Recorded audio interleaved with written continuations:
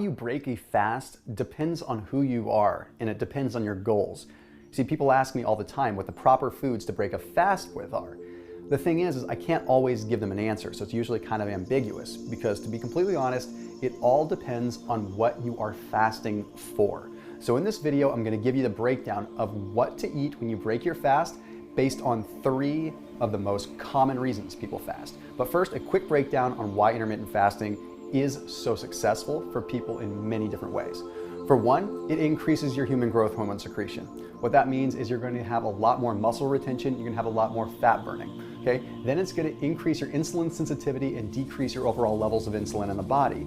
Therefore, it's making it so that when you do eat, your body is going to glom onto what you eat a lot better. It's going to make you a lot more sensitive to the nutrients. Okay? Then we have the benefits of an increase in luteinizing hormone. That is the direct precursor to testosterone. So indirectly, fasting can increase your testosterone production, and it's quite dramatic. It's 67% increase in luteinizing hormone. Then of course we have better utilization of fats, improved fatty acid oxidation. That simply means the fats that are mobilized in the bloodstream get utilized by the cell much easier, therefore meaning that you burn more fat. Then of course, there's a reduction in inflammation. This is a big one. It doesn't matter if you're doing it for health reasons, muscle building, fat loss, cognitive, whatever. Reduced inflammation is going to help you. It's going to help you feel better. It's going to help you recover more. So let's talk about the 3 reasons that people generally fast. And full disclaimer, there's a lot more than this. These are just the 3 common ones that I hear. People usually fast for general health reasons, just to live longer, for anti-aging. Then people also fast for fat loss reasons. And then people tend to fast for muscle building reasons. Now, like I said, there's other ones like cognitive function, stuff like that, but these are by far the 3 most popular. So let's start with what you should break your fast with if you are in it for longevity and health reasons. So if you're fasting for health reasons, what you're gonna wanna break your fast with is going to be bone broth. Okay? There's a couple of reasons why bone broth is so critical. And don't get me wrong, bone broth isn't only good for fasting for health reasons. Bone broth is great if you're fasting for fat loss reasons and muscle building reasons too. But I'm going to emphasize the general health component here. The reason that it is simply because it's so high in collagen, and collagen ultimately creates gelatin, and gelatin protects our gut lining. Why is this so important, particularly after we fast? Because during a fasting period, we actually break down the mucosal layer of our gut a little bit. That's not necessarily a bad thing. It's the natural evolution, sort of the natural cycle of our gut recycling and changing out the mucosal layer. But we are in the prime position to get quality nutrients and quality collagen in there at that point in time where it's going to absorb a lot better and be utilized better. So you probably recognize collagen as something that's associated with cartilage or protecting the bones. But a lot of people don't realize that it has such a critical role in our gut health too. Well, what's this going to do for you? It's going to make it so it's easier to absorb your nutrients later on down the line. So when you break your fast with bone broth, that means the next meal that you eat that maybe has a lot of greens in it or has a lot of nutrients, you're going to absorb more of the minerals and more of the vitamins from that. So let's break down bone broth a little bit more. Bone broth is super high in glycine. And one of the reasons we want glycine when we break a fast is because what glycine can do for RNA and DNA synthesis. It sounds kind of weird, right? Why do we want to care about our DNA? Well, because when you've been fasting for an extended period of time, your body is breaking down and rebuilding. Even your immune system sort of resets. And we need a healthy blueprint like the DNA and the RNA in order for our bodies to actually build the cells and structure the way that they should. So glycine is a huge component of that. Then bone broth contains a ton of glutamine, okay? And glutamine is an amino acid that protects the immune system and protects the gut. The way that glutamine does this is it decreases the rate of something known as epithelial cell apoptosis. A mouthful, I know, but the epithelial cells are the cells that line the gut. Okay, and if those cells die, we have a hard time absorbing nutrients. So glutamine is going to help replenish that, again, making it so we absorb more of what we actually need. But let's talk about kettle and fire for a second because they contain something that's extremely interesting. Normally, I would suggest adding apple cider vinegar to breaking your fast, but kettle and fire already adds that.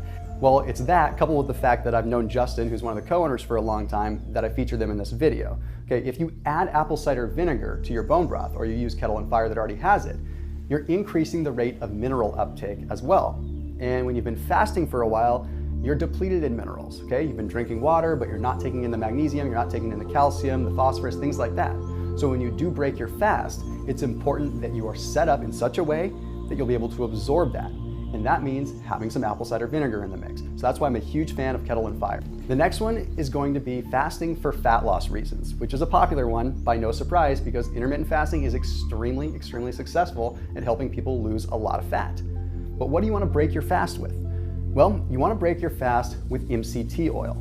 The reason that you want to break your fast with MCT oil is because the capric, caprylic, and caproic acid that are in MCT oil bypass the liver altogether. Okay, they go straight from consumption into the stomach, they pass through the portal vein and directly into the bloodstream, meaning they are utilized really fast. But why is this beneficial for fat loss? Because it primes the pump. You see, the first thing that you break your fast with is going to sort of dictate to your body what nutrient you should be utilizing for fuel.